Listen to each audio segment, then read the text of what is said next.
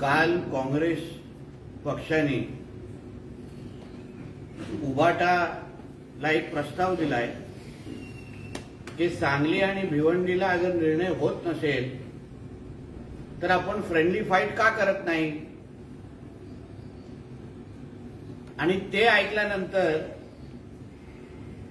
संजय राजाराम राऊत आणि त्याच्या मालकाची हातभर फाटली। अन्य वेळी उगाच छाती फुगून दाखवायची, सुख्या धमक्या द्यायच्या आणि महाराष्ट्रामध्ये उद्धव ठाकरेंची कशी हवा आहे,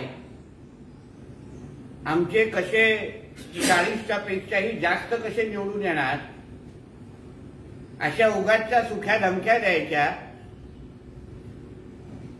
मग अगर बाळासाहेब ठाकरेंचा बाणा खरंच अगर उद्धव ठाकरेंमध्ये असेल, ते रक्त अगर उद्धव ठाकरेंमध्ये असेल तर त्यांनी फ्रेंडली फाईट करावी काँग्रेस बरोबर सांगली आणि भिवंडीमध्ये। घाबरतात कशाला, भीती कशाला वाटते। भिवंडी आणि सांगलीमध्ये, किंबहुना सांगलीमध्ये जिथे हा संजय राजाराम राऊत तोंड काळा करत फिरतोय, काँग्रेसला शिव्या देत बसलाय, सांगलीतले आणि पश्चिम महाराष्ट्राचे जे मोठे घराणे आहेत, मग वसंतदादा पाटलांचं घराणं असो, पतंगराव कदम साहेबांचं घराणं असो, या घराण्यांना मुदतही नाहीये। मग तिथे या सांगलीमध्ये अगर फ्रेंडली फाईट झाली तर मी दाव्याने किंवा आत्मविश्वासाने सांगू शकतो की या उभाटाच्या उमेदवाराचं डिपॉझिट जप्त होईल। आणि ते हे लोकांना चांगल्या पद्धतीने माहीत असल्यामुळे फ्रेंडली फाईटला उद्धव ठाकरे का घाबरतात।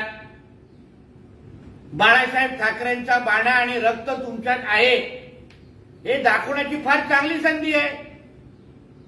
उद्धव ठाकरेंची हवा महाराष्ट्रामध्ये असेल तर फ्रेंडली फाईट लढवा।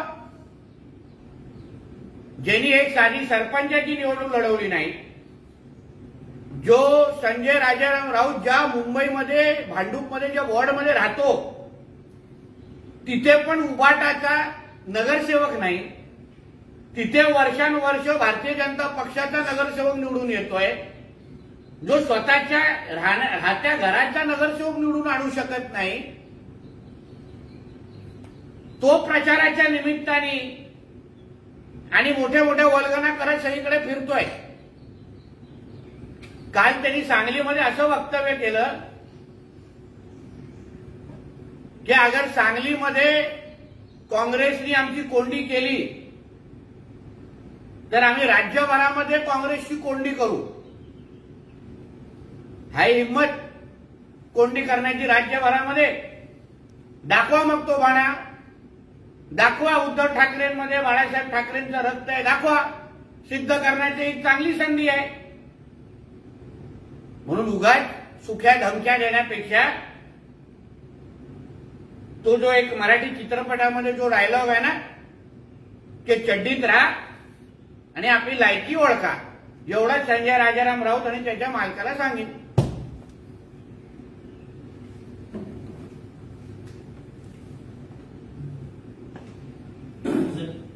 एकनाथ खडसे भाजपमध्ये येणार असल्याच्या चर्चा सुरू आहेत। संजय राऊत त्याच्यावर म्हणतात की एकनाथ खडसे भाजपमध्ये जाणार आहे, त्याची मला माहिती नाही, पण भाजपाने त्यांच्यावर जे आरोप केले आहेत त्याचे काय? आता त्यांच्याकडे वेगळी वॉशिंग मशीन आली आहे। मग काँग्रेसचे राहुल गांधी, काँग्रेसच्या सोनिया गांधी आणि काँग्रेसच्या असंख्य मुख्यमंत्र्यांवर जे उद्धव ठाकरेंनी प्रचाराच्या निमित्ताने आणि प्रचार सभांच्या निमित्ताने जे घाणेरडे आरोप केलेले, राहुल गांधीला शिव्या घातलेल्या, चपला मारण्याची भाषा केलेली, मग त्या राहुल गांधी आणि सोनिया गांधी अगर तुम्हाला चालत असतील तर मग आमच्याबद्दल बोलण्याचा अधिकार तुम्हाला नाही, नैतिक अधिकार नाही। ज्या पवार साहेबांबद्दल, ज्या सोनिया गांधींबद्दल जे घाणेरडे अपशब्द काढलेले, त्यांच्याच मांडीला मांडी लावून आता उद्धव ठाकरे बसतात। मग जो नियम तुम्हाला लागतो तो नियम आम्हाला लागतो। फ्रेंडली फाईट घातक आहे, मग सगळीकडेच फ्रेंडली फाईट होईल असा दाखवा. फ्रेंडली फाईट दाखवा करून. फ्रेंडली फाईट ऐकल्यापासून उद्धव ठाकरेंनी रात्रीचा अजून एक वाईनचा ग्लास वाढवलेला आहे. मग उद्धव ठाकरेंची फ्रेंडली फाईट या शब्दामुळे हातभर फाटलेली आहे. मग अगर तुमच्यामध्ये बाळासाहेब ठाकरेंचं रक्त असेल, तो ठाकरी बाणा असेल, तुमच्या पोस्टरवर आज पण अगर तुम्ही वाघ हे फोटो लावून अगर फिरवत असाल तर दाखवा. महाराष्ट्रामध्ये फ्रेंडली फाईट दाखवा करून. मला चॅलेंज आहे तुम्हाला. उद्धव ठाकरे हा फ्रेंडली फाईट करू शकत नाही. कारण फ्रेंडली फाईट केली तर उद्धव ठाकरेंच्या सगळ्या उमेदवारांच्या डिपॉझिट जप्त होईल. संजय राऊत सांगलीच्या दौऱ्यावर आहेत, मात्र सांगलीच्या जागेचा तिढा अजूनही सुटलेला नाही. संजय राऊत आता चंद्रहार हेलिकॉप्टर घेऊन मुंबईला रवाना होणार. कारण का आता तिथे हेलिकॉप्टर कायमस्वरूपी उडलेलं आहे की फक्त मुंबईच्या दिशेने उडलेलं हे थोडं तपासायला पाहिजे. आणि हेलिकॉप्टर नेमकं मुंबईला लँड होतं की अज्ञातस्थळी लँड होतो ह्याचं पण जरा थोड्या वेळाने आपल्याला अंदाज येईल.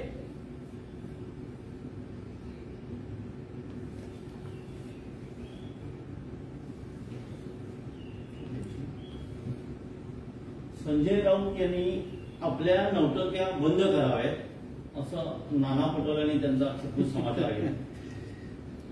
पुऱ्या जगाला माहिती आहे, महाराष्ट्राला काय कळलेलं आहे काय, हा मातोश्रीचा नाच्या आहे. हा दुसऱ्यांच्या कोट्यावर जाऊन पैसे घेऊन नाचणारी ही बाहुली आहे. म्हणून भारतीय जनता पक्ष आणि शिंदे साहेबांची शिवसेना आणि राष्ट्रवादी सोडा, पण आता नाना पटोलेंना पण वाटायला लागलेला आहे की हा नौटंकी बाज आहे. ह्याच्यापेक्षा मोठं सर्टिफिकेट आता कोणाला पाहिजे. लोकशाही मराठी ऐका, पहा, जागरूक रहा.